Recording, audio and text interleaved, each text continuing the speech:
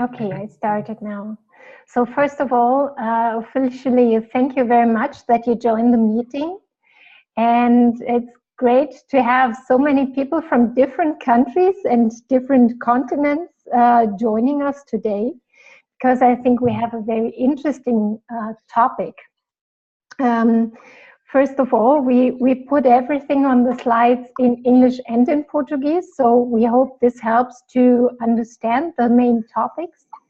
And if you agree, I would just share the slides so that we can see what we are going to talk about. Okay, I'm very happy that Raphael is here with us today because he studied the world state for a long time. So we think that this is a very interesting association we could do to the topic of the World Parliament. So, and we want to really take your time and to think about it, and also to raise questions.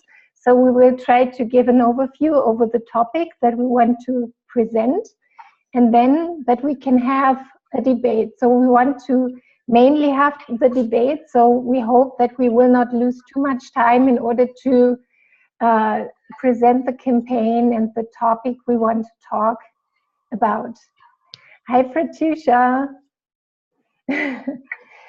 Okay, so let me see if it works, that I can share the screen. Let me see.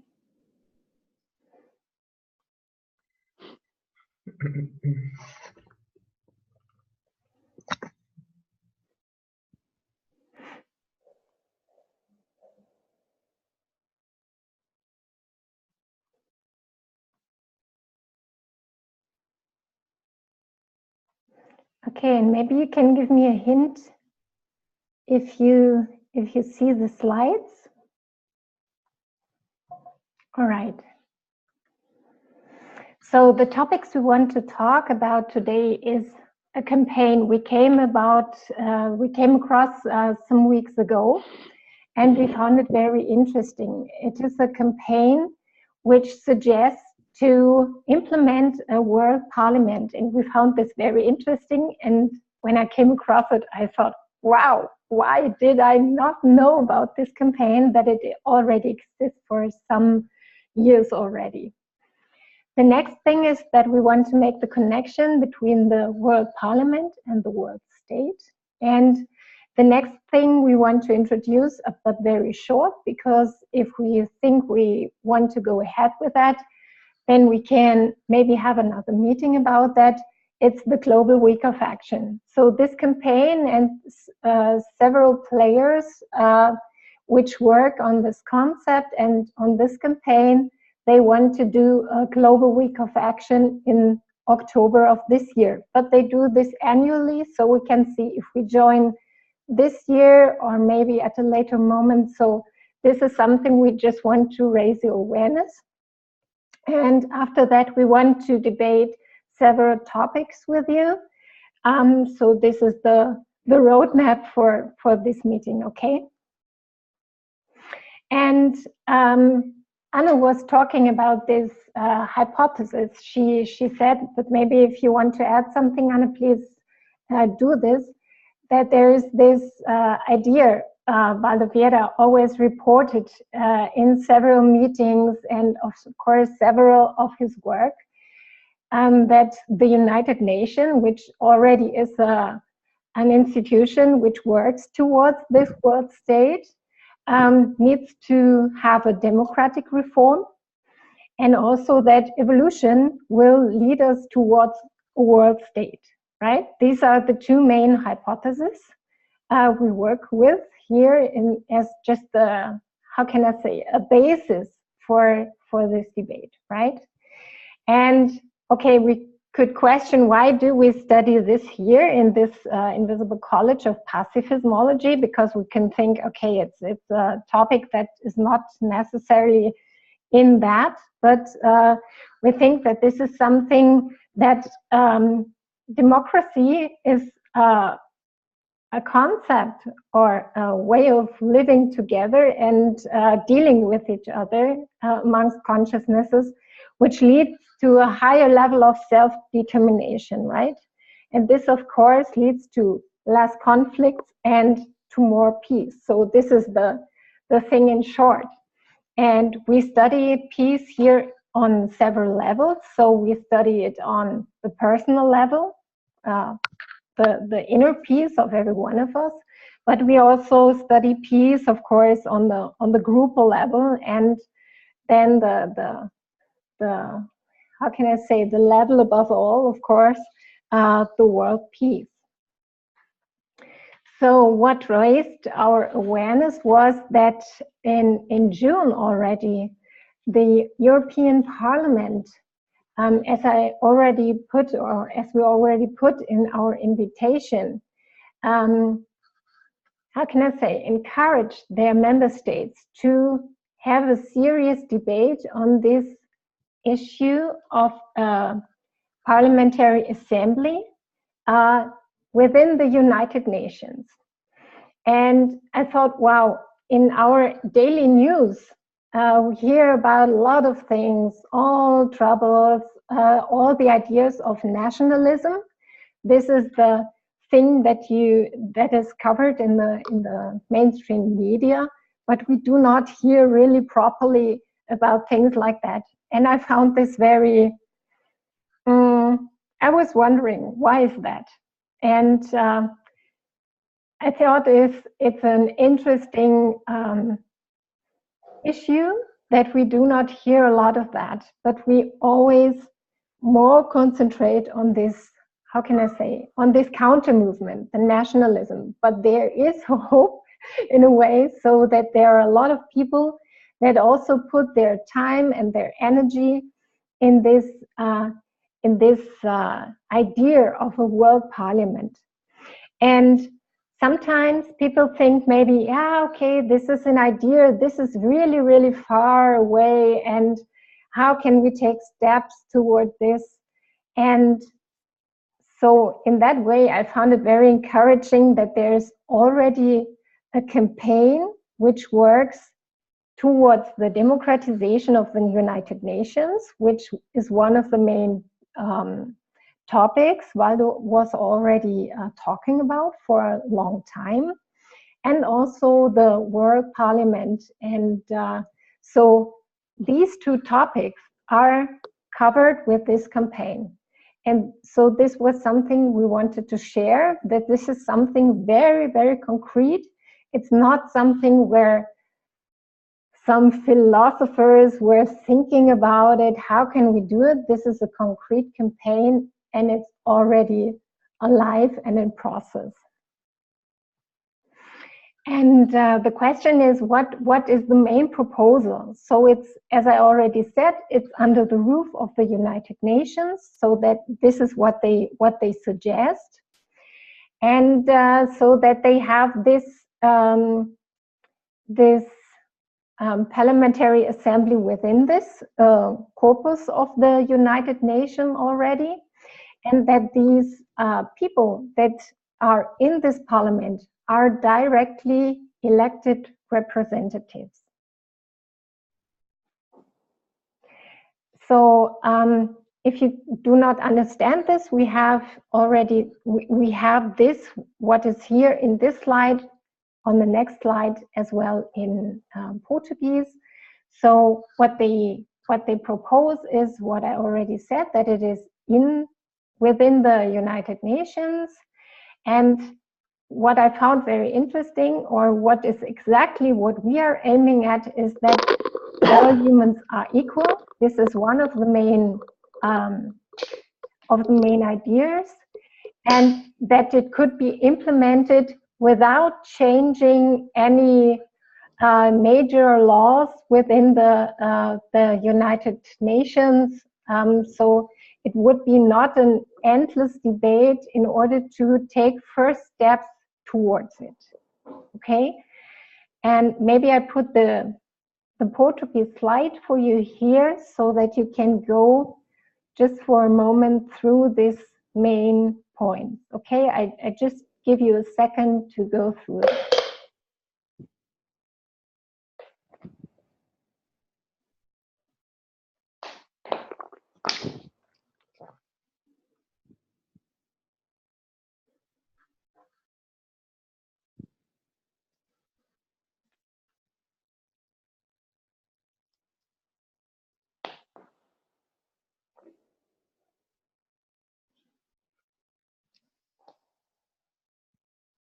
Could you just give me a sign if you are already fine with it? Okay. Yeah, okay. Okay, so this campaign, just for you to have an idea how huge this campaign already is. It has several supporters, as you see, more than 1,500 members of the parliament, current members or former members of the parliament. So they represent a huge amount of people already on this planet. And there are a lot of people which really, how can I say, really deal with these kind of ideas. Nobel laureates, professors from several kinds, and of course, people like you and me. So I found that very interesting that there's already a huge number of people that are already in a kind of, yeah, that have a role of power already and also have the power to bring this idea forward in the introphysical society. They already published a book about this World Parliament. It's a really huge volume where they covered several topics, how this really could be implemented. And I put you the links here where it's available. It's until now, it's unfortunately only available in English and in German, but I guess they will translate it to other languages too. Their website is already in French, in Spanish, in English, and in German, I guess. I think currently it's these 4 languages are already on their webpage, and maybe in the future more, I don't know. So I said we would like to connect this World Parliament idea also to the world state. And therefore, I would like to ask Raphael to cover this topic, because I think he is one of the people in the persons in the conscienciology already really deep in this topic. Yeah, this idea of a world state is an idea that always called my attention since the very beginning of my studies on conscienciology. So I remember Professor Valdo always associated the idea of world state, as Regina said, with the creation of the United States, the United Nations, and the movement of integration in Europe that culminate in the creation of the European Union. So these 2 events he always associated as the first signs or the first evidence of concrete movements that would be like a root or a basis for the possibility of a future world state. So I'll just bring some of the concepts from Professor Vieira about the world state so we can have some initial elements to create this debate that we are proposing. So the idea of a world state, according to Vieira, it's on the book Homo sapiens urbanizatus, is the world state is the policy of universalist interchange, integration, and cooperation among nations, possible due to the technological advance being inevitable the consensus or gradual harmonization of the laws governing this regime, respecting the individual or cultural rights of a given population. This is a very fast concept, but has a lot of key words on it, so we can better understand what would be this idea or this state that we call a world state. So we have this translation in Portuguese here. I think if you already read, I can move on with it. Can I pass the slide, or Regina, or it's just you that I don't know how to? Okay, thank you. Another interesting concept that we have is a concept that I brought from the book from Professor Jaime Pereira. He wrote a book called Principles of the Road State, Cosmoetic Road State, Princípios do Estado Mundial Cosmoético, and he would define the world state as the convergence of all nations into a consensual system of universal, peaceful, democratic, humanizing government resulting from the evolution of human societies. So this would be another concept that we can use on to start our debate about these ideas of the world state and this. Sorry, I lost the slides here on my tel.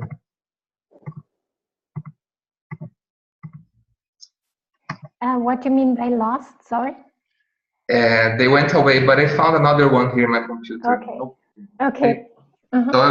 So now I just moved to the other slide, World Parliament, a step toward a world state. Is everyone seeing this? Yes. Okay, so one question that we can do to ourselves as intermissivists would be, what are the traits to be developed or to overcome so that I can now consider myself a citizen capable of experiencing a world state?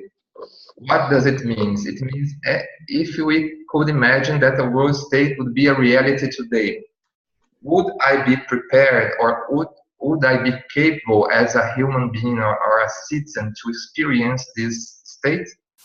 Or I mean, do I have the elements of universalism, of fraternity, of peacefulness enough to live in a world state like are proposed by conscientiology? This is one question I think it's interesting to when we think about world state.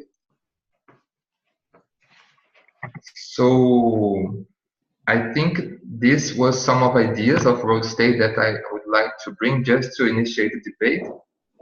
It's not all the ideas, but it's a very large concept. But I think with these initial ideas, we can at least equalize our knowledge on the subject so we can move on with the debate. Okay, Regina, I don't know if you want to move forward now with the slides. Yeah. Okay.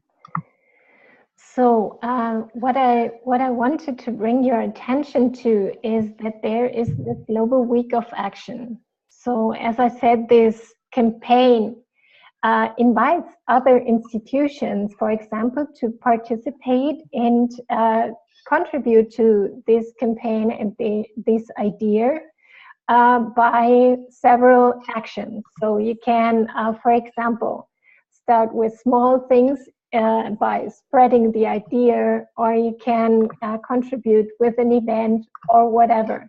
So this is something that we also want to bring in order to think about if we as conscientiology, on whatever scale, I don't know, the Invisible College or the institutions or the CCCI or I don't know, want to contribute to this Global Week of Action this year or in the next year, so that we can bring our concepts, our ideas to this campaign in order to enrich it and to make this a bigger movement, you know, because I think, as you see here on this map, there's a lot of blank space.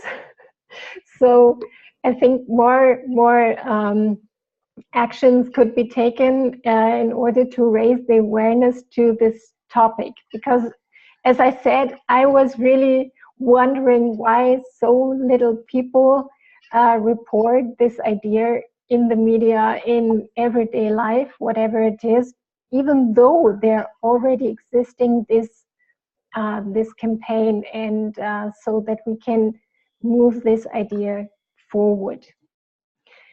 what we want to hear from you is, what are your ideas about it? Do you have questions, feedbacks, insights, perceptions?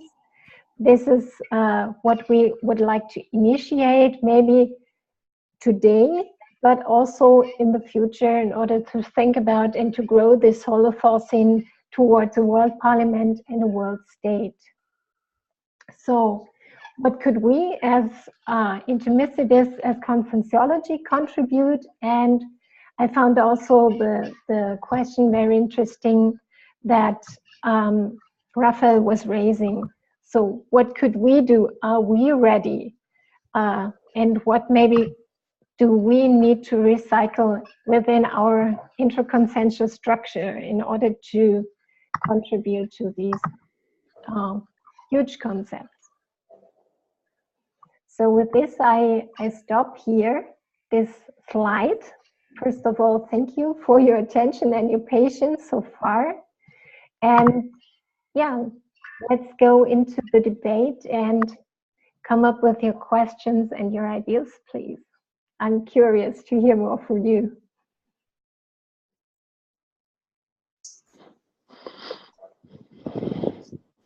Just open your microphone and talk, okay? Again, I have a question. Yeah. This new proposal of UN, it means that what they are doing now is not working, or there's nothing to do with what is happening with UN. It's like, I don't know. I'm not sure if I understand your question. This campaign for a parliamentary assembly within the UN is a new proposal because, for example, in the European Union, we have a European Parliament, right?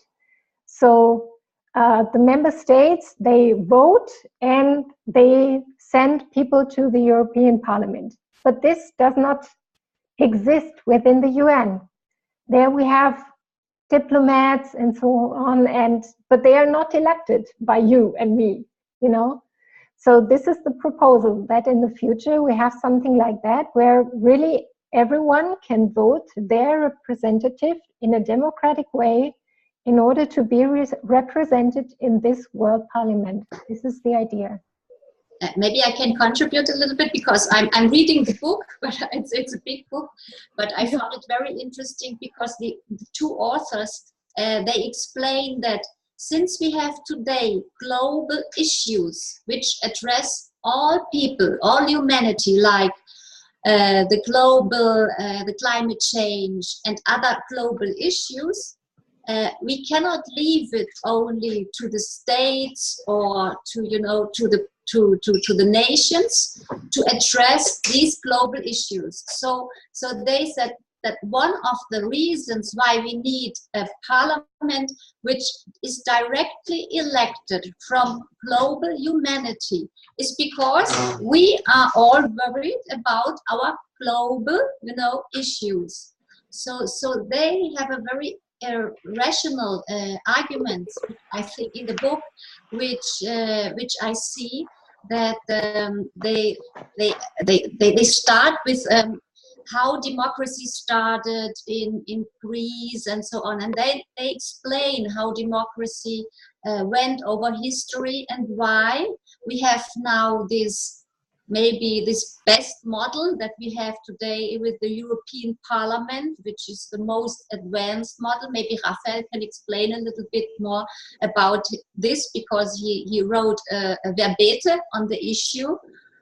So this is the most advanced democracy that we have, which is supranational today. Okay, so when they say we need that also, because we need to have our representatives directly. Okay, so one chapter, for example, is about how the elite, for example, the people which are in power, they have their interests and they like to block maybe some of these kind of initiatives, and so I think it's worth to debate on it, what we think. And I also as soon as I saw this initiative and this book, I remembered all what Waldo always said about UNs. He always said two things about the UN. I remember that the United Nations has to leave the United States, should not be with the headquarters in New York anymore, because he said that the bellicist and imperialist holothosine of the United States is not an adequate holothosine to be the headquarter of the United Nations. And he said that they need to reform, because if you study a little bit more the United Nations, you will see with the Security Council, you have the veto, where they normally, one of the states, sometimes Russia, for example, blocks initiatives from the other states and so on. But still, you have the nations there, so you don't have a representation of all humanity. And what I also think is very viable in this book, they don't say to establish today already a world parliament from one day to another and to take power away from the nations and, you know, Security Council. No, but it starts with to be established under the article chapter 22 of the Charter of the United Nations, where you don't need the Security Council or any, you can vote, you can by simply vote of the nations, you can put it, and that it should start with some responsibilities, like discussing climate change, which are problems which affect the whole humankind. So, and then it should grow, you know, it should be like be introduced and then growing with the responsibilities and the power inside a legal worldwide system of justice. This is what I understood until now from the book that I'm reading. No, I understand. It looks very complicated for me. It's the first time I am in a debate with this subject, because in Africa they're trying to do something similar with African Union. So I don't know how this process of those parliaments, like in Africa and Europe, is gonna be like in a world parliament. Yeah. Yeah, maybe Pina can explain us a little bit more. Pina, I know that you work very close with one of the ministers of Angola before leaving. Maybe you know more about this politics because you were at the, you know, high level politics of Africa. How is this Pan-African Union working? How do you see that they already developed this process? My point of view, we are living now some challenges in Africa, mainly south of Africa.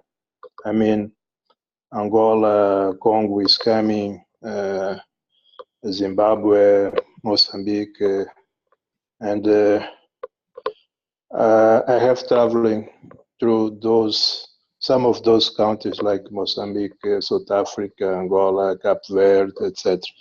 And what I can see is that, yes, usually we have the power and the parliament taking decisions from top to bottom.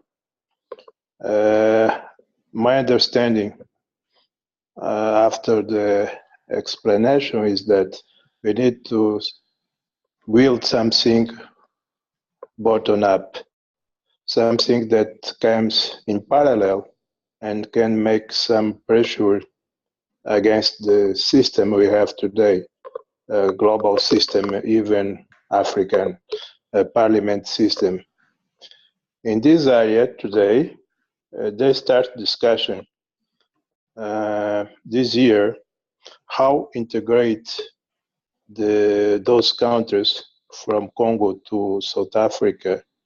They call it SADC, the South African countries, to build a new or to build an integrated parliament. That means even Angola has their own parliament, they will share best practice with other countries, with South Africa, with Mozambique, with Zambia, etc., etc. The main idea is, end of day, we have solutions that can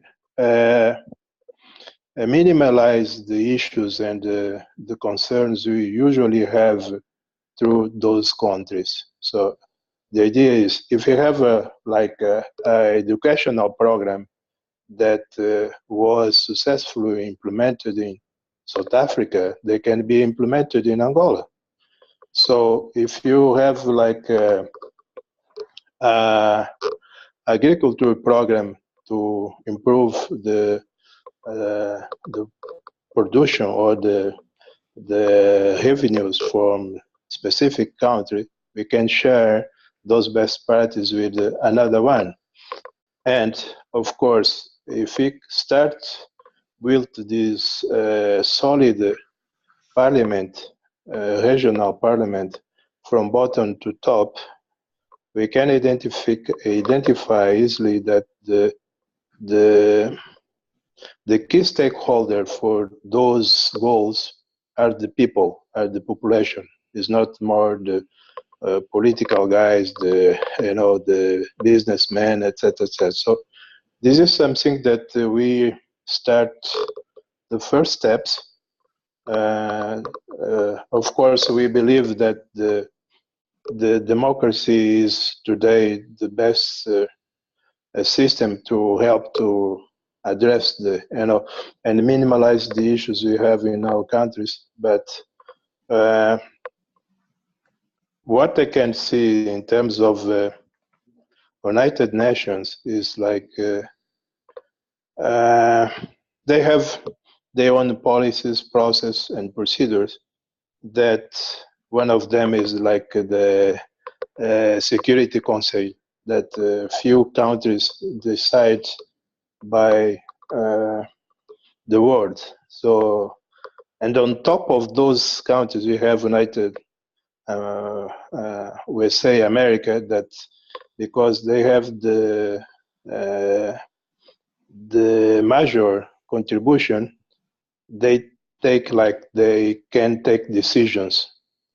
So change this relation will be a little bit difficult because today United Nations, they are living some issues because when USA didn't pay their contribution. So they have several programs that can't be implemented because they don't have money.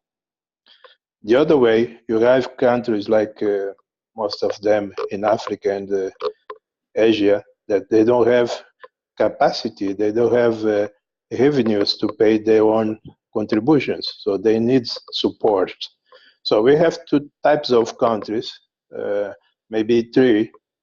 On top you have countries like America, bottom line you have countries like Congo, and the middle you have countries like Germany. So, or I can tell Europe. The relation between those three groups needs to be more transparent. Today we don't have transparency. So one of the objectives I believe can help is to define and start putting things clearly, open. Today we don't have this visibility. We don't know exactly how European Union can really help Africa. It's like a game, still win-lost relationship. Is not more a win-win. So this is like a dream. If we can build something in parallel that should address like simple things, but can really help to rebuild the way our society can bring more quality of life, more end of day happiness for these people, yes, we can share best practice from what they are doing today in India. Maybe can help Africa. You have some programs from Europe, very good programs with the electricity power that can help maybe South America, or also can help Africa. So we can do simple things,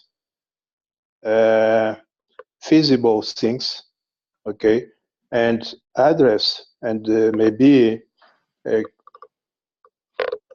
we can use today we have technology, we can improve our discussion, open for more people, okay, and those contributors can come and give their own experience and how we can do something that really in parallel of United Nations, European Union, maybe African parliaments that are, they represent the power today, and the power to change is very, very difficult. We can do things in parallel to help small organizations in Africa, small organizations in Asia and America or South America, to build a new society, slowly starting like for education, start from best practice to do like a productive agriculture without chemicals, etc., etc. So we have many and very good experiences in Brazil, but people in Africa doesn't know. We have many and very good experience, maybe different countries in Europe, and people in South America doesn't know. So we have very good experience maybe in India or Pakistan or maybe China, and people here doesn't know. So we have to, I believe we can bypass the formal structure and build in parallel a parliament with the contributors from different countries, like scientists, ex-presidents, etc., people that can easily and without revenues give their own contribution as a volunteer to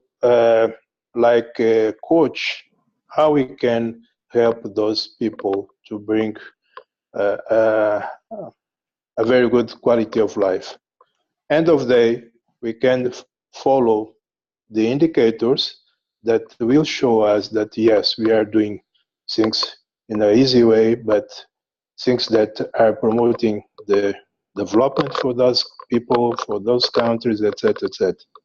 So I believe this is the best way to change and address what we want, because those guys, they are very strong, and I don't believe overnight America will change in next years. So with Mr. Trump will be very difficult. Yeah, is my contribution. I'm done. Yeah.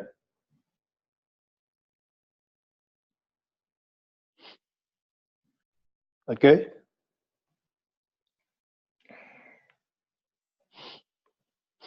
I think the good thing is that if more people work together in a parliament which has not, how can I say, which has not this role of power until they have so far. You understand what I mean? Now, let me see. If more people work like a kind of, as you said, bottom-up movement in order to deal with this challenges we have on a global level, and can at least give their opinions and have a kind of yeah, people having a voice. I think this will be one of the major first steps, because what I see is that most people are frustrated today because they think, as you said, there are a lot of people in power that just work for their personal or their national interest, but not Yes, on this global scale. And exactly. if people can contribute with their ideas on this global level in order so that they at least are heard, I think this could be a very, very good first step, so that people that have not been in power yet can bring fresh ideas. And I hope there are a lot of young people contributing with their ideas to this these global challenges, which are not yet corrupted with power, because I think this is one of the main problems, the corruption through power, right? And I think if it would be on a more horizontal level, and also people that are really threatened by something like global, like climate change, for example, they don't have a voice, they are not heard, right? But they are really impacted on something like climate change, for example. And I think there could be a really a high level of energy that can help dealing with these problems. But if you do not have a kind of institution where you are heard and where people really can work and contribute to these issues, then they are frustrated. And then there is a stagnation, right? And we do not really work on it. And it's always the same game, right? The West against the Russians or the whatever. So yeah, we are really stuck. But I would like to think about also about the question that Raphael raised. What would be the changes that would be needed in order to work with this democracy? I mean, all of us have more or less experience also. And maybe I could also ask Julio to give his opinion or his experience towards working with democracy. And I think it's really not easy to do that, right? Because, yeah, power is one thing, and also the issue that we sometimes think we are right, we have the right answers, and to find this horizontal agreements, this consensus building, I think, is an issue. Sometimes we could not even find this consensus within a couple, but think about a greater scale, right? Do you want to talk about your experience? Well, Regina, well, first of all, thank you, Annie, for the invitation. It's a great pleasure to be with all of you here. It happens that I'm also, it's been like for 12 years, I'm also an international law professor. I studied international law too. So I was not aware of this campaign. So I was surprised with the and so I didn't have time enough to be studying all the context of the proposal. I was just taking a look here while I was listening for you at the official website. And actually, I'm going to just put here at the chat. I found another link there. Probably you already gave this, but I found another public. Oh, it's a subject that we need to study more. So what I was just wondering is that what is the importance, connecting to your question, Regina, the last one, and what Raphael was telling about how we have to change ourselves and taking it more for a consensual approach. I was just thinking about the responsibility of the power. When we consider that, as you were saying, if we may have problems in a couple, in a small group, in a community, and we have the representative democratic model as an imperfect model, we can see that happening in several countries. We may also consider that at some point to have a world parliament that may give power to some extremists or some radical ideas You see, because when we take the correct or cosmoethical approach to be part of something at the world level, it's amazing to consider.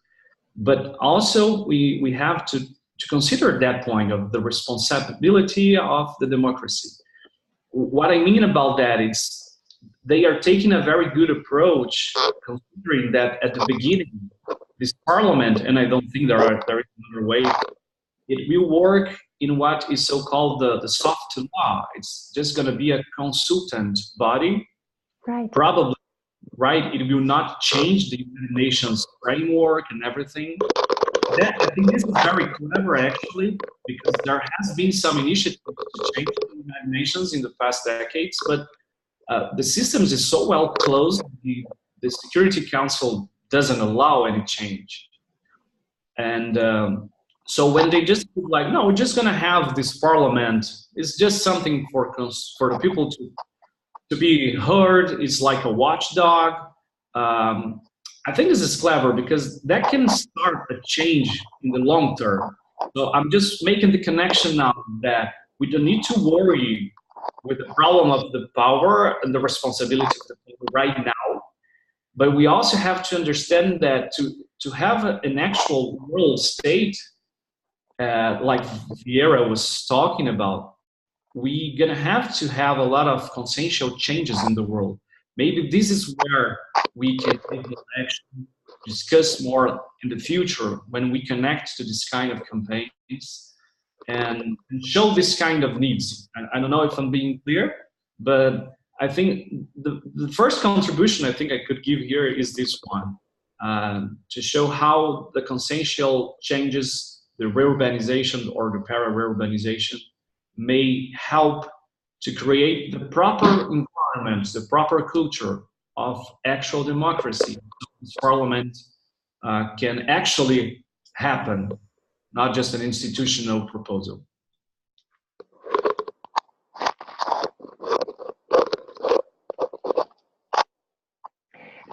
What do you mean by not just an institutional proposal? Could you explain a bit more? All right. No, I was just wondering that at the beginning, we may understand that this parliament will not have too much power. Yeah. It's going to be more of a new institution. Yeah. I was wondering here that at some point, we already have movements and other institutions that already play the same role today. If we just consider it that, maybe we wouldn't need right now, at this understanding I'm doing here, the parliament. The point is that the parliament is being created, having the European Union Parliament, for example, as an example. What I mean by that is that in 5, maybe 10 years, I don't know, 20 years, the parliament may actually become a real democratic body.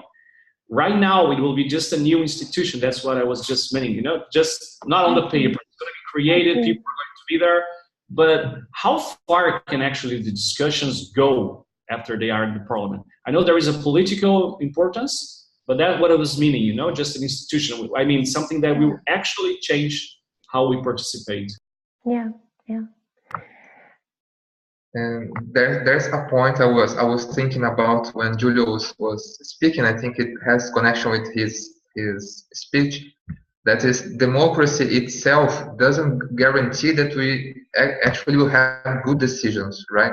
So the fact that we have directed elected members for a world parliament doesn't by itself guarantee that the decisions will be good in a world level. So that's when we connect with the consensual paradigm, the questions that what are the changes that we need to do as societies, as individuals, and so we can improve this level of education, of cosmoethics, and in everything, so we can actually, by this structure, have good decisions that are actually going to be the best for all in the world. Because when we think about the world, we have to consider that we have several point of views and several cultures and everything. So how to conciliate everything in a more precise decision? That's, I think, it's one interesting point to think, and there's a connection with what Julio was saying. in this book, the two authors make a very good analysis of the last 60 years of the development of the European Union.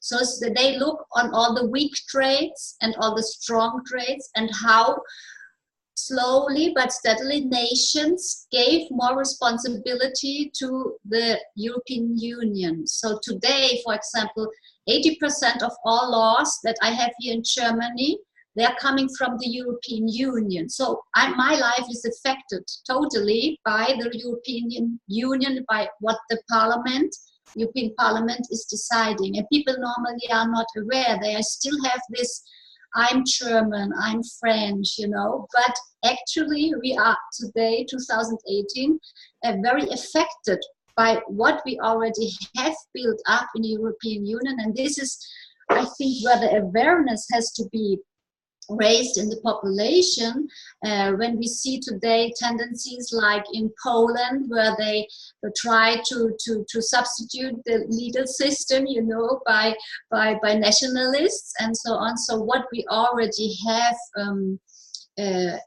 gained through the human rights and all these benefits, now with the more and more conscripts coming to even to political positions and so on, we have these changes where we can see that we still have to think about what is democracy, and to maybe to fight to have at least those rights that we considered like 20 years ago so normal to us. But now we have a tendency of renationalization and so on. So this is very interesting, because if we did not have the analysis of Dr. Viera with the whole Rio Beck's context, we would not understand why we have these setbacks, for example, I think.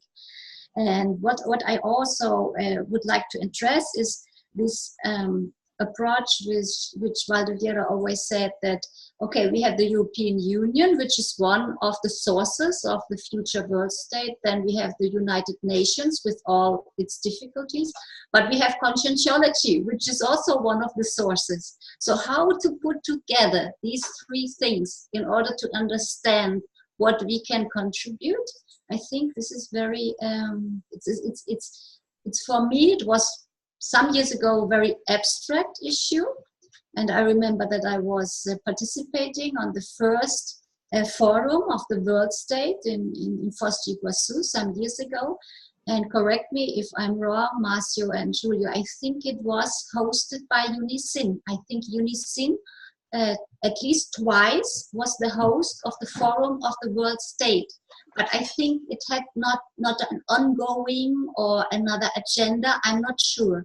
And then also I would like to understand more about this project of the Council of 500. And I know that a lot of people in Brazil studied the direct democracy, where you don't even need any representatives more. So it would be like going over, you know, transcending even the thing of a representative parliament. So the direct or the pure democracy. And since we in conscientiology, or some of the researchers in conscientiology, already worked with those more advanced ideas and wrote the book of Vasconcelos and so on, and you had debates with him, and so I would like to understand more what happened, how do you think maybe we could reconnect with these holothosins, and how could we contribute maybe with more advanced idea, with the paradigm, with the consciential paradigm, and so on. So from your experience, I know that I think Marcio, Rafael, and Julio, you were involved in the Council of 500, direct democracy for the, at least CCCI in Foz. I think all people who are living in Foz could vote or something like that. Could you maybe explain a little more to those who don't know about those initiatives?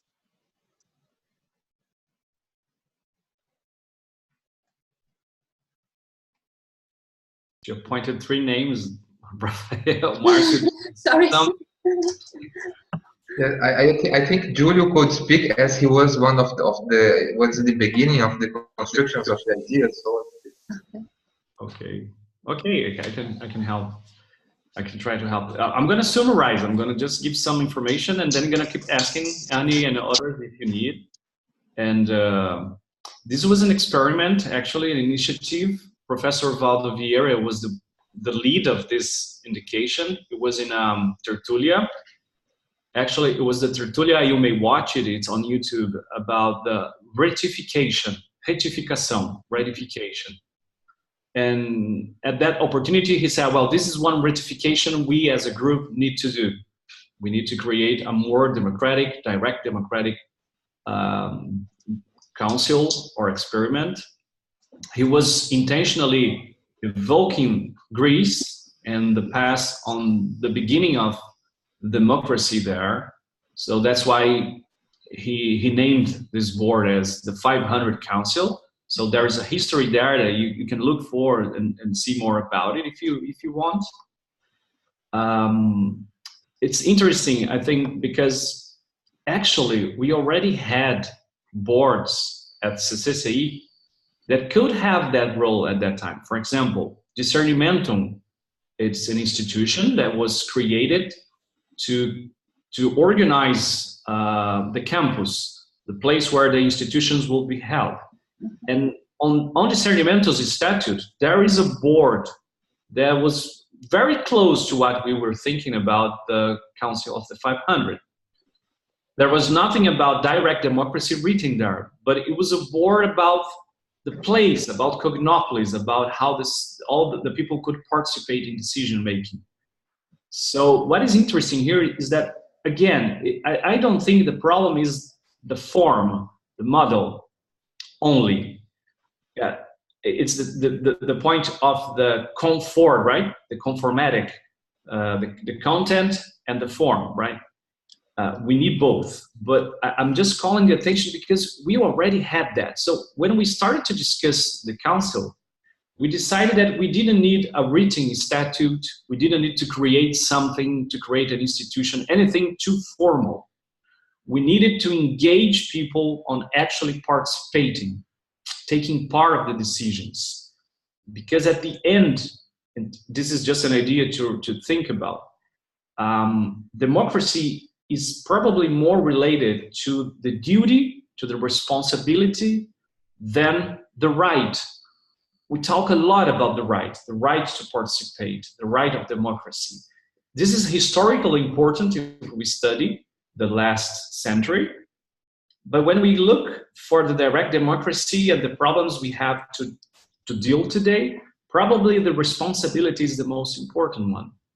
Because when we have the chance to create the form, when we have the council, when we have this democratic institution, and so when we get this world parliament, the next question is, how are we going to use it? Are we actually going to engage on it? The second thing, or the third, will be, well, I'm here at the meeting of the 500 Council. Am I prepared to discuss? Am I prepared to understand what is being debated? And when I vote, like, yes, let's do this, how am I dealing with this responsibility of taking that decision, right? Because it may influence the lives of neighbors, volunteers, friends, or in this case of the parliament here, the whole world, right? So the experiment there of the 500 Council was to create a council that we expected to achieve 500 participants. At that point, we had 300, maybe we got a little bit more. In the first meeting, I think we had more than 150, I don't recall exactly. There's a website. As soon as I stop talking here and I have just a little bit of time, I'm gonna look, because it's a blog spot, and you can check there all the descriptions of the first meetings, everything that happened. I think it's very interesting for your research. There used to be the official website. I found out that it's not online anymore, but we still have this part of the data. So I'm gonna put the link here just later. And at the end, we had several meetings. We have a lot of specific rules we created in the first 3 meetings of how this council would work. And I think that the main principle is that one, is the direct participation. We couldn't have representation, how they say in English, the procuração, the document that you give power to somebody. I don't recall how to say that. It's like in German, Regina, it's Vollmacht. I don't know in English, so I said it in German. Okay, but it's a procuração, like it's a formal document that you just transfer power for someone to talk in your name. It's not allowed. And we even tested two systems, two online systems, so we could have the voting, the presential voting into an electronic system. It was balloting, I think, one of the last one. It was in a world open source initiative for direct democracy. We had that testing. So we had some challenges on the way to work. And there, I think Annie saw, there is an article I wrote a few years ago when I was still connected to the council. I had to leave volunteer for 4 years for my PhD, and I'm not, I don't want to be omissive, but actually I just got apart, and I cannot tell exactly how things worked so that the council stopped having meetings. I can have my reflections and ideas of why it may happen, because I was already worried about that in the beginning. In my article, I write some of these worries, how to keep people engaged and participating. And at some point, and at the same point, in democracy, we also have to respect the right of not participating. This is like, how do you say that? Not a contradiction, it's a paradox, right? We create everything for everyone to participate, but at the end, we must be okay if someone decides not to participate. And what that means is we have a big community, let's say the CCCI, the group is quite well clarified and understand things, but if someone decides not to go to the meeting, not to vote, not to engage in some debate, that should be okay at some point. If everything is okay when this same person decides to go in the next meeting, like that person will always be welcomed, you know? The system will always be prepared to have the participation. And we can never stop allowing the participation or trying to increase the participation because of the lack of participation. This is a challenge. So I don't know, Rafael, Marcio, if you continue to participate, if you had the experience. I know Rafael was part of there was a council like board that had, I think, 8 or 9 participants, Rafael, I don't recall, but they were responsible just to organize the meetings, not to take decisions. They would receive the topics from people, organize the meetings, call the meetings and things like that. Rafael was part of this board a few months later. And we decided at the beginning, and then I'm gonna finish my talk here. We decided in the beginning we couldn't have re-elections of the persons in this board. Everybody participating in that position, and we would have just partial change every 1 or 2 years, I think. Every 1 year we would change half of this person, so we could have like a continuation of what was being held. At some point, the group decided that it was too short, 2 years, because we didn't have too many people with enough time, and so they decided to allow 1 re-election. That's why I can recall, and if you need, I can answer anything else here, okay? Let's see if Rafael can help us a little bit more.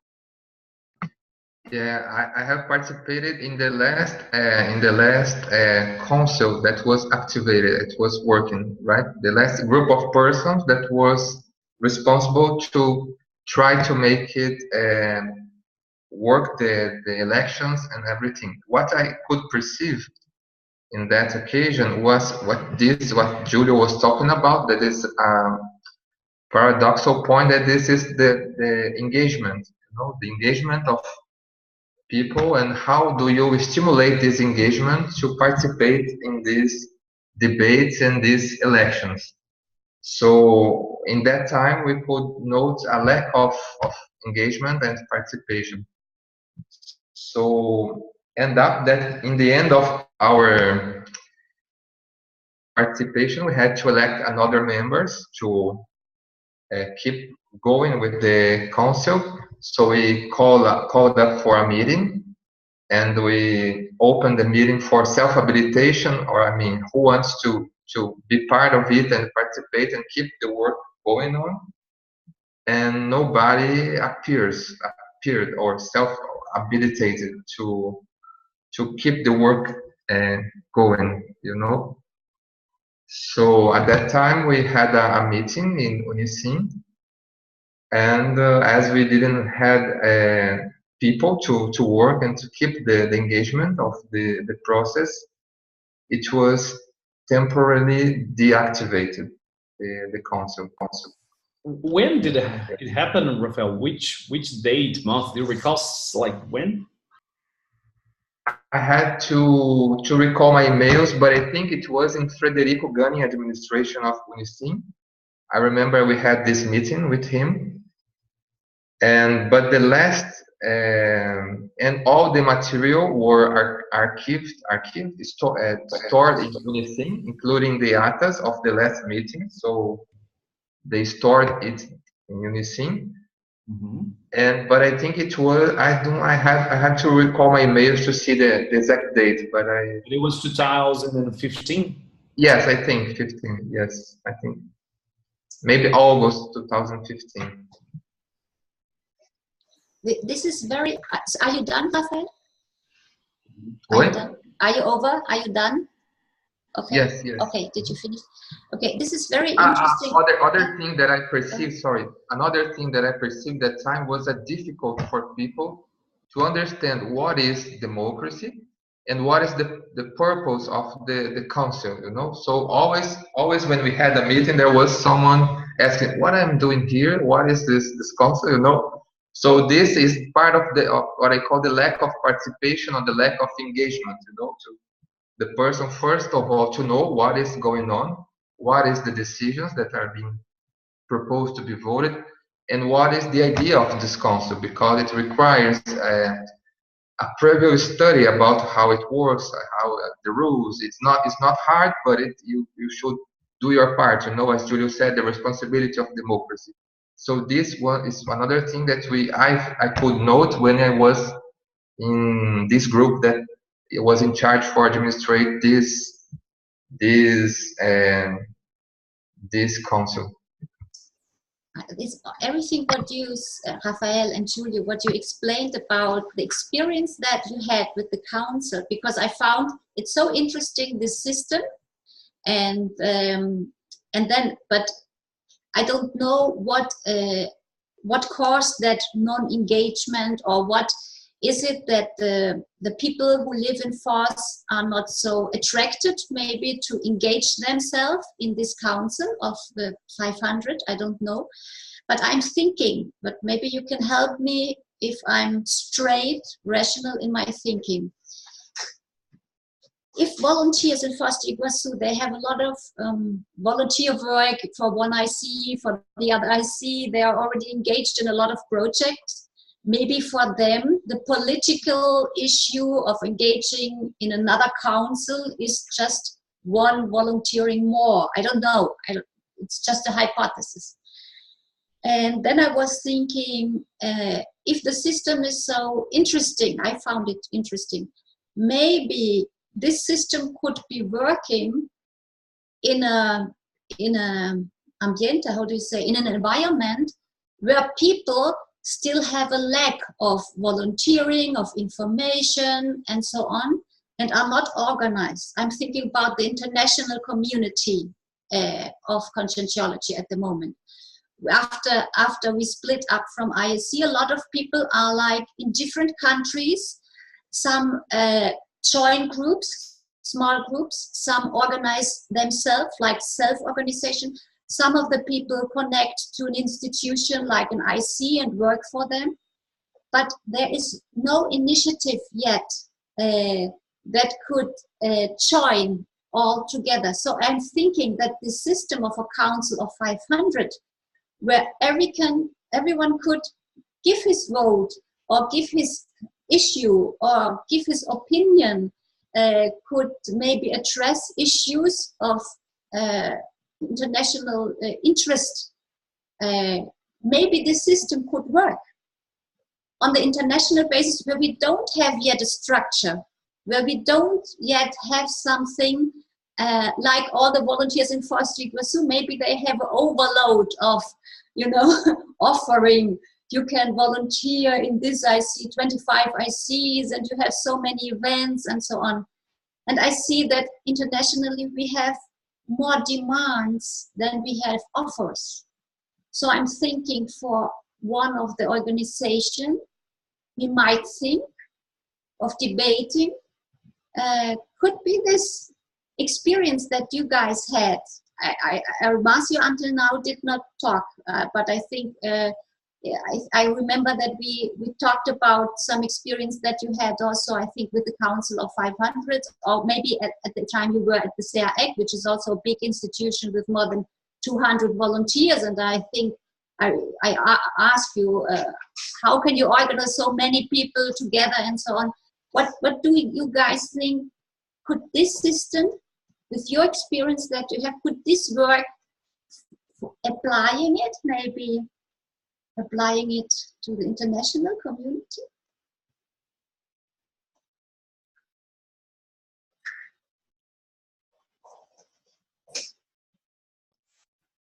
Marcio, can you open your microphone? I don't know if you want to talk. I think Julie want to talk. Okay, so. No, I can talk about it. I'm just wondering if Marcio actually wants to talk something. Marcio, feel free to say something if you want. You can go, Julio, please. Okay. if you want, just say and you can say something. Okay. I was just taking notes on you. It's a lot of ideas here of what you were talking. I think, first of all, when Rafael was telling about the lack of participation, I think one of the concerns on this kind of structures is the question of where is the power? Where is the power? Is it actually in the group that is taking this meeting? And this is the same question, Regina, I was talking about the parliament. Like, we can create the institution, but is the power there or not? You know, because this is one problem we have to face. And I believe that at some point, the 500 Council at FOSS was not having the real power. It's an hypothesis. We should have to study more, and this is a personal topic of interest of mine, to study more. I'll have to read all of the data, but from my initial perspective of experience, that was something we needed to overcome. We already had a very organized system in the Conscienciology group here at Foz do Iguaçu that was working. So we created a new way to discuss things that was going to open more the decisions, right? And include more people in some decisions. But sometimes the main topics, the things we wanted to discuss, could not appear at the council at some time. So what I mean, maybe we want to discuss the climate change in the world, but this world parliament actually will not debate this, because the decisions are going to be made in the room, in the other side of Brussels, where President Trump is just going to go there and say, well, we're going to do nothing. You know what I mean? Like, where's the power going on? So probably this is something that we have to study more, and to be sure that we can take the power from one place to the other. We know for our passes, I'm talking about myself, but you can take your own reflections, that at history, sometimes it was by revolution. I don't think we are at this point anymore. I think we can go through evolution. I mean, we can take a stage here, look for the best one, close, and we go step by step. We don't need like to cut things and go straight to what we think is better. Just another reflection. So when you say about if people here at FOSS, they maybe don't have interest on these topics and discussions, I don't think so. And not even that because it was a new institution, a new council, we didn't have time. I also don't think, Ani, that maybe this was the problem. But again, these are hypotheses we are just considering. Why do I think it was not the point? Because when we have things that are interesting for people, they get together, they debate, they discuss. You know, you were smiling because probably most of you have seen this happening. So it is part of the people here to engage, discuss, and go there and say what they think and try to make the best point. We just had a political debate here. Those of you that were close here maybe have experienced it. I was just coming back from my PhD. When we were discussing political issues here at Cognopolis FOSS. I don't know if all of you are aware, one of our volunteers was going to be a candidate as a major here at FOSS, Felipe. And that started a debate, like, can a volunteer be candidate? How all the other volunteers are going to behave, especially because our institutions are not, how do you say in English, partidary. We are not connected to parties. So this was a very intense debate, several meetings. And so I think that's not the case. And maybe there are other reasons we have to look forward to. And the last question, Ani, the system is really interesting. It can be applied, I think, for any level. And when we talk about world state and conscienciology, well, Raphael was just asking, how can we, as consensual individuals, engage on democracy at this level? So if that's good for one single consciousness, a small group, a community, it can be great for institutions, for international groups, for our groups. So my answer is yes, we have principles, we have procedures. Maybe there are some adaptations that are needed to be done. And they're all available, I think, for all these levels. I think the debate is interesting. And the final thing is that the idea of restoring the 500 Council, it is still here. A lot of people talk about it. How can we do it? We started a discussion at some point at UNICEN. It's ironic, I'm going to tell here for you, because when I just came back from my PhD, I went to UNICEN to help talk about the 500 Council. It was like my personal topic there. And it ended up that I was asked, to help at the international event. And I said, okay, let's go there. At some point, Ani, I believe these things are linked, and that like doing this at the international level maybe will be the way to help here. So your ideas at some point, I think, are very synced with this. I don't know if I'm being clear. Like, if we can get something abroad, maybe that will come to Brazil again. It's a hypothesis. Anyway, all these parts, they have to be connected. So also, it wouldn't be helpful if at the international level, there is a system like this going on very well, and here not. And the same way, it wouldn't be nice if we have it here, but not outside. So we have to make things go one step by step together. And so the answer is 500 Council, I don't think is dead. I think it has to come back. What we have just been discussing until now is we cannot just make an error again, so simple like that. Let's create again, let's call another meeting, here is the 500, no. What we have to do to get there, and at some point we're gonna have meetings and we're gonna look for each other and say, well, this is the 500, we are doing it, it's happening. So let's call it 500 because that's where we are. But that's not gonna be by chance. I think we have to discuss strategically what we have to do to get there. Some parts are what Rafael was telling, study more about democracy, discuss it, do what we are doing here, and there are other steps.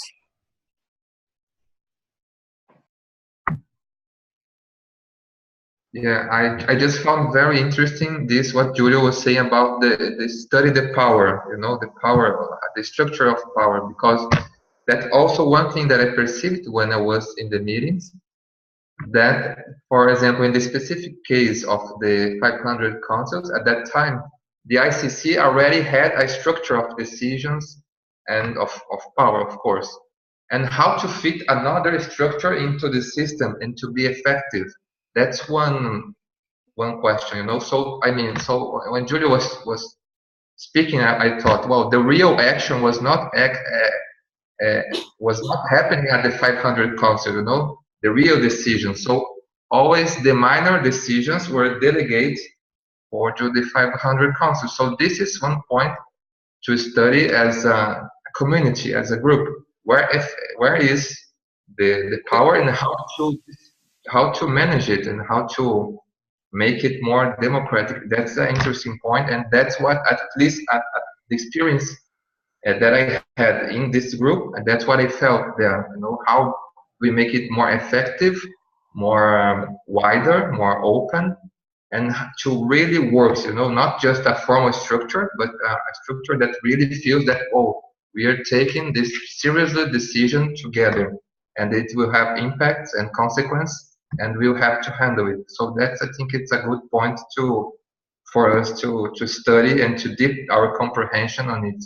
So otherwise we'll just have another formal structure, but it's empty of, you know, we have the council, but we don't have the 500 in resume, you know, the 500 people that are actually engaged and knowing what's aware of what's happening and everything. So I think that's a very interesting point for us to think about it. And you know, Rafael, just allow me to add one thing. I was wondering where you were also speaking here. It's a paradox, I think, that when you have the organized structures working and you create this new body, this new council, the structure needs to trust this new body to transfer the power. You know, because you're not just go, okay, now everyone is going to decide the future of what we have here that was created for such a hard work and everything. In our case, there is the, you know, multidimensional aspects of things. So it's amazing because we have to do the both sides. And when the council stopped actually increasing its participation and all, the structures that take decisions are going to look for the council. Well, it's not ready. I cannot transfer power. And so this is the maths we got to do. You know, we got to create something, start to put power, and keep calling power, keep calling it the responsibility. Let's say better, responsibility. But I'm just saying that because we have also to consider that when the power was not transferred, maybe at some points there were some reasonable justifications, some arguments. Now, just so we don't think like, well, the institutions killed the 500. No, that's not the case. And I can finish saying, I think it's the same point here for the parliament, the world parliament. When the parliament starts to say, well, we are mature enough, we are serious enough to take hard and great decisions, probably the United Nations systems is going to have the chance to transfer more power. That's a reflection we have to take here. I think this is a really major point in that. But what I thought about while you were talking, and we were talking about good decision taking, I was thinking maybe we should also reflect about the question, why do we think that some people in power, like we have it today on the global scale, right, take good decisions? Because if we look around, we can see they're not taking good decisions, right? So this is not a good argument in order to say, okay, we are not ready for more democracy and so on. I see this problem with the responsibility. Okay, it's not enough to just talk and something like that. That's I agree to that. But to say that the system as we have it now, where a few people have the power to take decisions, that they take good decisions, that's not the case from my point of view. Otherwise, we would be some step further, right? So, and I think this is a challenge we will have in the future, that more and more immature consciousnesses are in power and they have the power to take decisions. So this is a problem. I'm talking about the how can I say, the global political level, right? But I think that we can also break it down to our day-to-day level. But I would really want to give other people here the chance to talk, because we are already having 9 o'clock, so we're running out of time, guys. And I would like to hear from the other people. They were more quiet to talk and to share their ideas.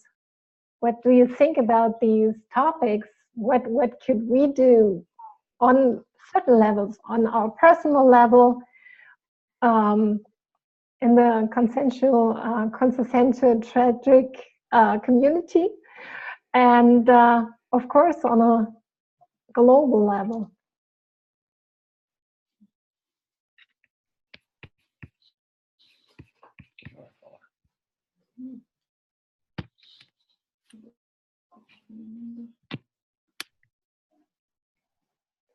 Sorry, I see some people.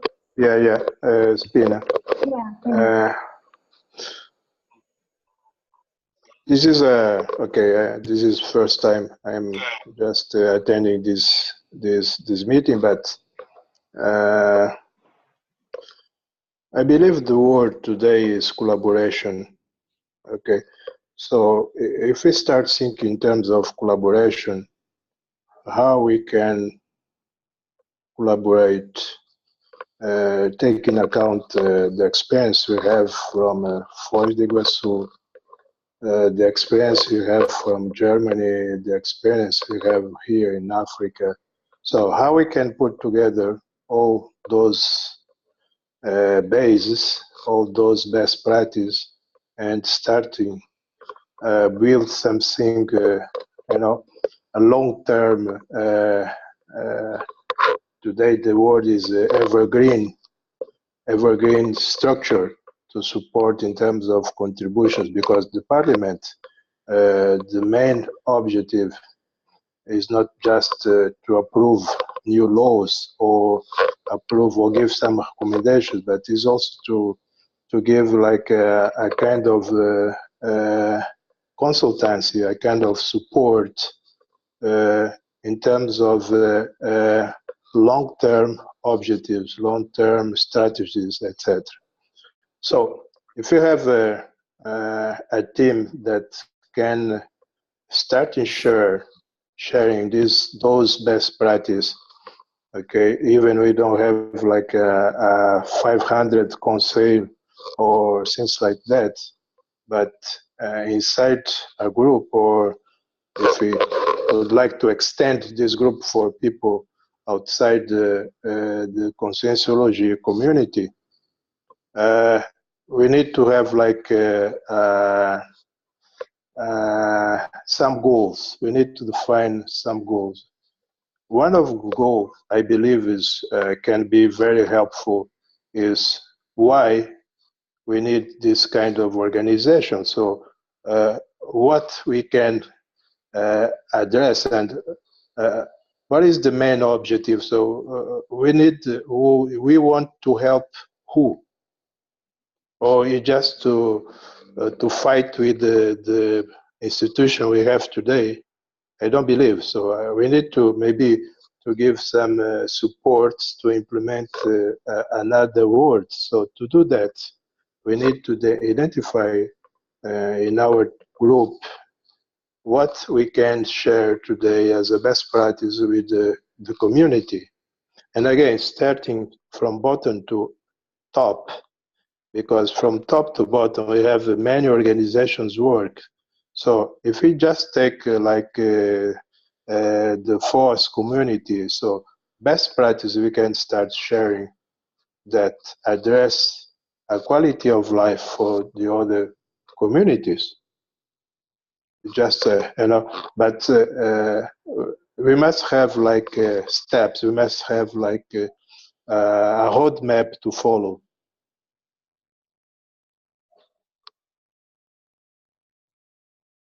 Yeah.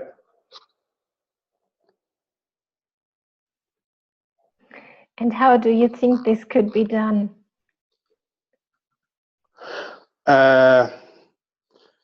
First of all, as an example,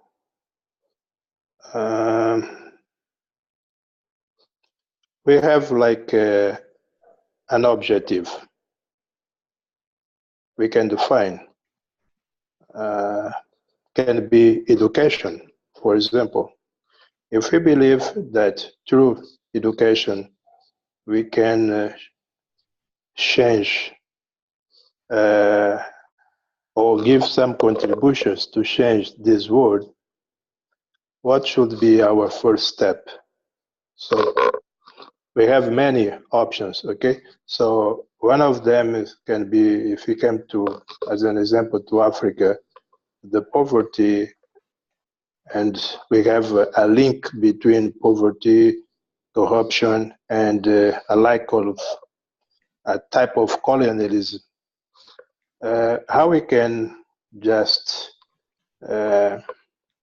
open a small window through education and start changing the way people live today.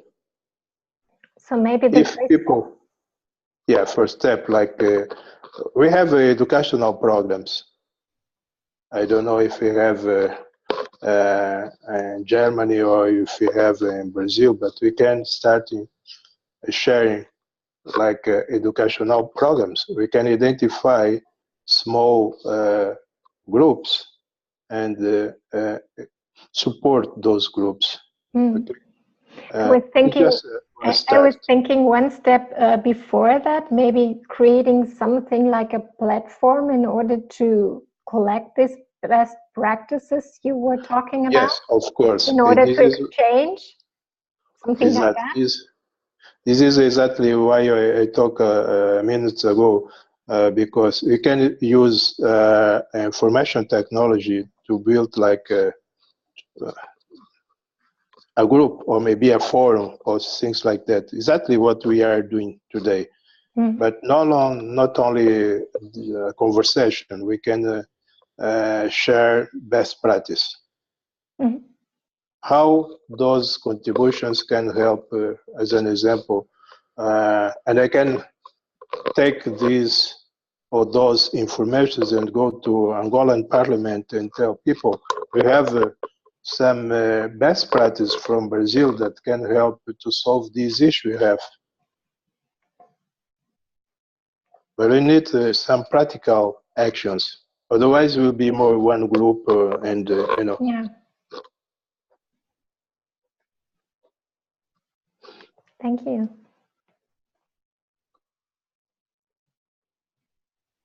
I would like to say something because when the first time when I heard from Regina about this idea, I thought, wow, this is a very great idea. But and then my first reaction was not so optimistic because I think the first step to world state is the world peace, and looks like that we are so far from the peace in the planet. But and the secondly, I thought, well, but the great ideas start with small or few people, and then we are creating a holotosing, and then make more stronger and stronger, and then the first question that Rafael put in the presentation, what can we do for help or to support this idea? Because we don't have power internationally talking. But I think this meeting also we are doing something now because we are discussing, we are creating holotosing. And this will grow. I think maybe the next step is to how I say to create a conscientization in the CCCI about this idea, maybe to make a more forum or discuss and show to the people that this is very important, and then we have more support, more people in the CCI thinking about this idea. We will contribute for this world parliament, I think.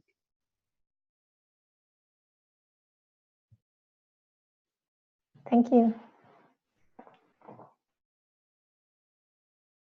Anyone else who would like to share ideas, perceptions?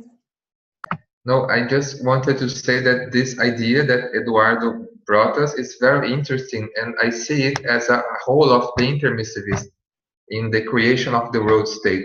So we have this maybe we can consider by hypothesis that we have this ability or this capacity of today in the 21st century to at least to contribute to a better Holocene in this planet. So we can, by doing this debate, by doing our pentas, by talking about these advanced ideas. So I consider that, as Eduardo said, this is already something, and it's something important, so we can contribute to this Holocene. I know it seems like a very small contribution in an ocean, until we reach the world state, but it's already a contribution, and it's very important to think about it. So it's very interesting idea to us to think about it. And I think also, since conscientiology worked towards those ideas, I think we have a book written by Jaime Pereira about this, the whole idea of world state. I think all of us, we read the Homo sapiens Urbanisatus, where we know we are heading for a world peace, world state. This is the end of the reurbanization project, which is the project we were all inserted as intermissivists. And it always comes to my mind why we don't go ahead with the forum of the world state in order to have a platform where we discuss these advanced ideas. For me, when I was participating at the first forum of world state, for me it was very abstract. I could not achieve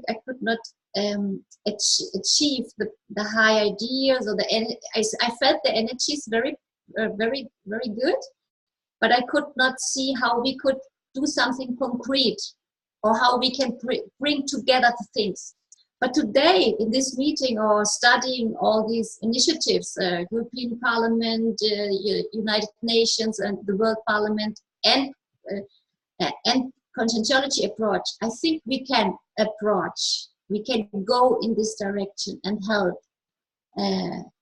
I don't know if it's only by discussing ideas or if we can connect to this project, even on an intraphysical basis. There was one slide that Regina put, would we like to contribute as persons, as institution, as conscientiologists to this week of action or something like this? And we have colleagues in Washington which are studying cosmocracy, which is about the same ideas and so on. And when we talked about this idea that there will be a summit 2020 in the United States in order to discuss this World Parliament, maybe we could in parallel think of a forum of the world state organized by conscientiology researchers in Washington. Maybe we can contribute to the urbanization process in Washington with our ideas, so we can connect somehow. I don't know, maybe it's just crazy, but I like to think that we are converging. It's like a flow that we are converging with our ideas. Today, I think it's not so abstract anymore than 10 years ago, when I was a participant at the World State Forum, and I think for me it was very philosophical. But maybe I did not have the connection of my intermissive forms. I don't know. I would really like to listen to the opinions of all people who did not speak, but had association of ideas here. Maybe at least a small. And please feel free to talk in Portuguese if you feel more comfortable, so we can translate, no problem, okay? Or Anna can translate, me not. Okay. I was thinking about writing more verbites and talk about that in the tertulias. I was thinking about like a week of verbites about this subject in October, in the week of the celebration of the event. Is somebody writing something specifically for that week or not? I don't know. It was the first thing I thought about it. Yeah, it would be great. I don't know who is it organized, who to ask. You might know better. What's the name of? Sorry, what's the name of the event, Siobhan? It's just the international, no, the Global Week of Action, and I can send you or the link Okay, to that, okay. you know, in order to support this idea. Jacqueline, you wanted to say something?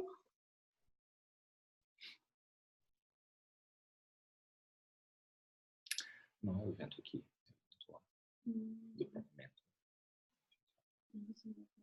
We can't hear you. Sorry.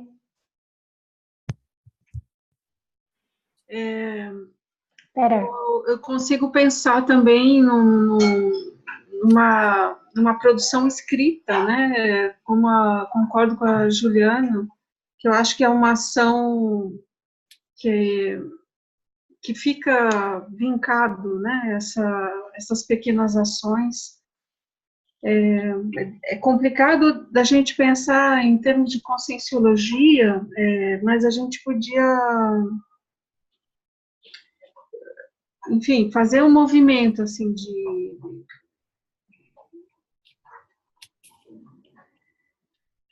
talvez uma campanha até para as pessoas pensarem a respeito do que é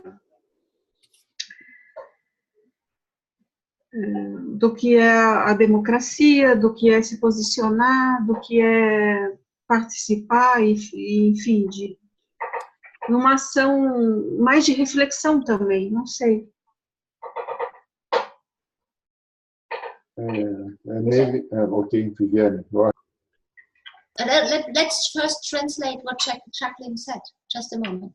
That was very interesting what Jacqueline said. She first agreed with the suggestion of Juliana to think about some writing on the topic, and then she also thought of a more global, a bigger action in order to start a reflection also in conscientiology movement, if I understand right, to think more about democracy, about positioning ourselves, about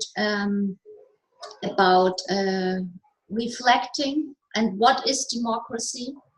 And I thought this is very interesting because it's like the re-education process behind, because if we heard there was a loss of engagement, maybe through this campaign of, you know, a debate on how we position ourselves to engage in democracy, what is democracy, maybe that would be a foundation.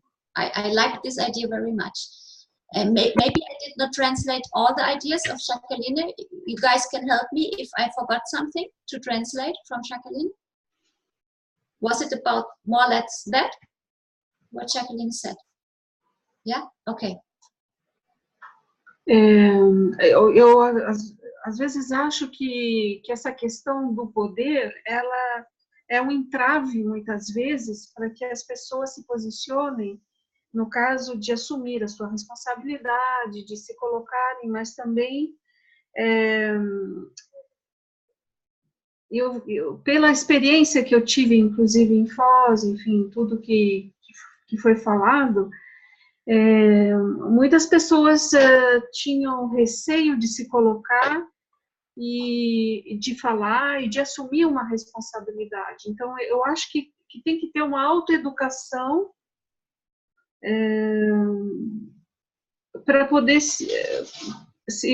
a pessoa se manifestar, se engajar numa decisão. E a gente sabe que ainda a gente não tem uma lucidez para ter uma decisão mais correta, mas eu não sei se eu estou contribuindo, mas eu penso que nós temos um pouco de medo, de receio de se colocar, de se posicionar, e de também, de repente, cair em alguns erros do passado, talvez isso, né? Mas eu acho que a gente pode contribuir colocando essa reflexão para todo mundo. Não sei, é uma ideia, né? Yeah, very good. I will translate what she said now. So she said that this question of power, sometimes it's like blocking, that we are blocked by this question of power, and that we sometimes have fear to assume a responsibility. And she, with her experience that she had living in Foz, she felt also this fear or anxiety to position yourself, to assume responsibility, to make part of a decision process. So she thinks that everything starts with a self-re-education process, to manifest yourself, to participate, and to overcome these worries. And sometimes it has to do with worries of our past, like if I understood right, correct me if I'm translating wrong. In the past, maybe we took wrong decisions also, or we assumed decisions, and now we are worried to do again a wrong decision involving in these issues, politics, and so on. Is it more or less what you are saying, Jacqueline? Fear of past, maybe wrong decisions, and now we are not feeling comfortable to involve ourselves, engage ourselves? Yeah. Okay.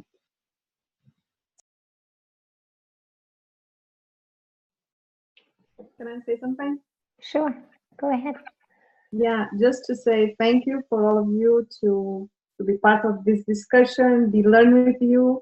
Actually, it's a subject of my interesting. I always have studied this kind of things and reflection, but always in the philosophical way, as Eduardo said, always think something for the future, very far from now.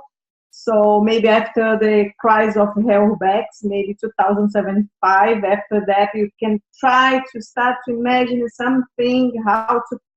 But now I feel so good to be part of this kind of, as Rafael said, drop of water or some seeds that can make at least some reflection about. So maybe we can spread, you can expand this kind of reflection with our group, and also here in Europe and also in Foz do Iguaçu. So I think at least this. I understand they're afraid of Jacqueline, that can be something that you can be afraid of our feelings from the back lives. But at the same time, I think it's you can try, you can try and go on and make this kind of reflections, and let's see what happens. Maybe many people thinking about to have good ways to make this starting and have really some effective approach. I don't know, something that. Thank you for give this optimist perspective for the subject. So thank you so much. That's it. This is great that you are more encouraged now.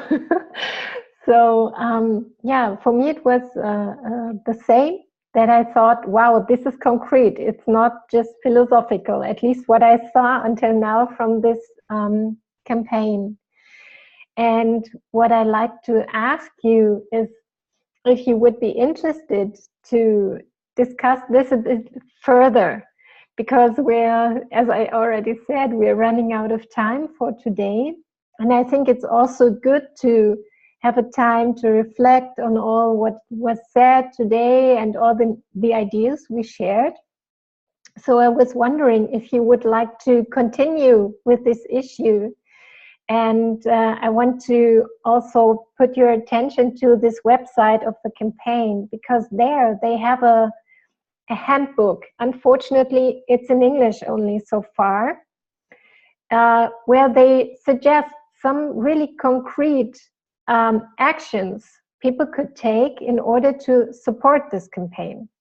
So I think maybe it's worthwhile to look at this handbook and to see if we can adapt something from it for conscientiology, or what can we do in order to expand this idea, in order to help this campaign? So in both directions, right? Not only in one direction, but I think they have really concrete ideas how we could move forward with this process. So maybe it's worth to study that and to have another meeting in order to discuss that, if it is viable for us, and or if we say no, it's just, I don't know, nonsense or whatever. So we can reflect more, think more about it. What do you guys think? I agree, Regina. We have a lot to talk about these issues. It was very interesting, this meeting, and what Rafael and Julio said about the 500 council. And then I was thinking that maybe we need to reflect more or discuss and to learn with the past, what's going wrong in the past.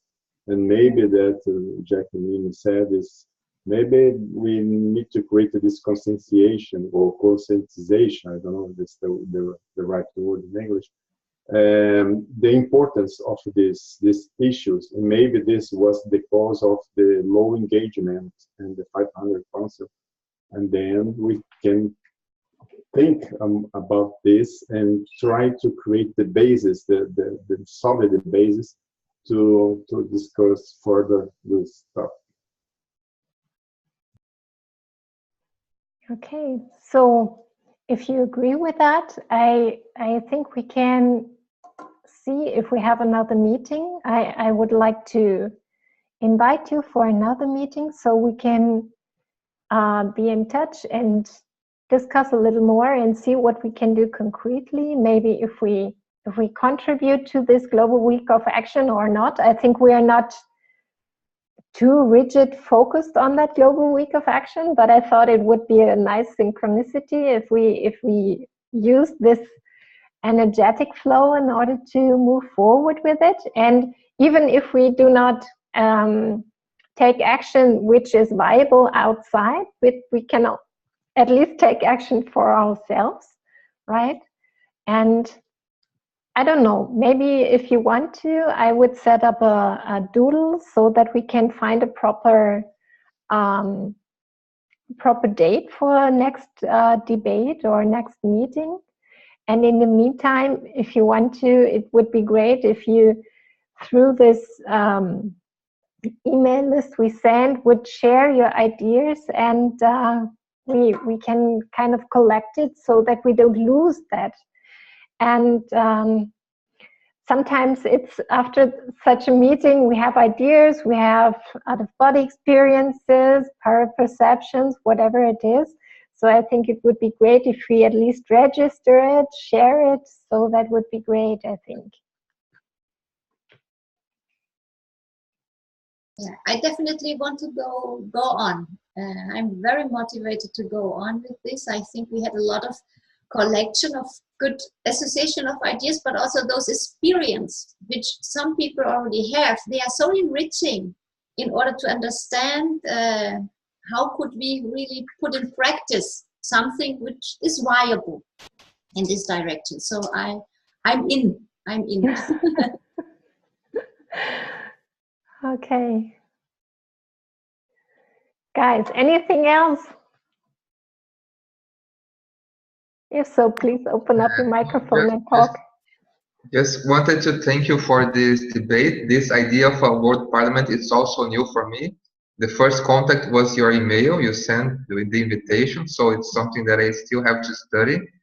And it's always nice to get in touch with these new ideas that has connection with the ideas that we are motivated to study, such as the road state or so on. So thank you for the invitation, for the debates, for the sharing of ideas. It was very nice to participate.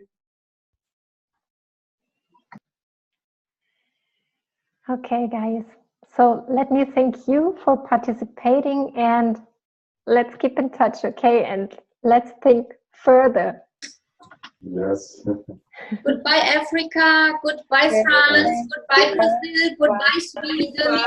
Goodbye, Germany. Thank you for the invitation and for sharing ideas. Goodbye, astrophysical community. Very good. Goodbye. Bye-bye. Bye-bye. Bye.